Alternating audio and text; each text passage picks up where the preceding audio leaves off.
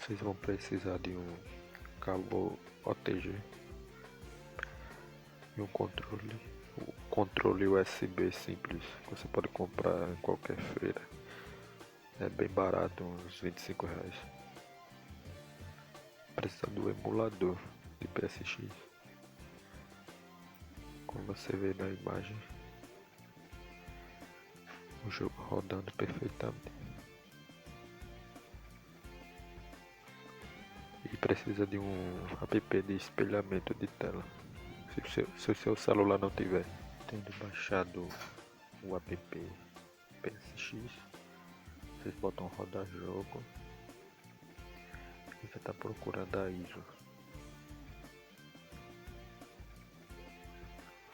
No caso aqui ele não achou no meu, porque eu não baixei. Mas você coloca na pasta onde você baixou a ISO. Eu vou estar saindo.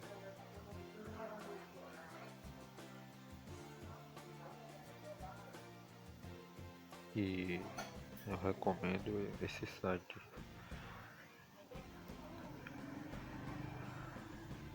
Call. Esse site é muito bom para baixar. Recomendo ele. Vou deixar aqui na descrição do vídeo e o app PSX.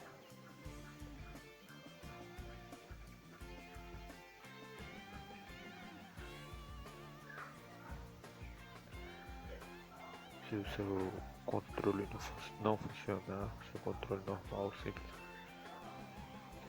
você pode fazer uma configuração rápida das configurações do aplicativo.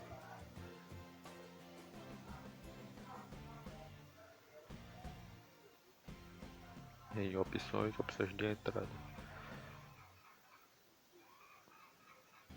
É jogador 1 e configura os botões. Vai estar todas as opções lá.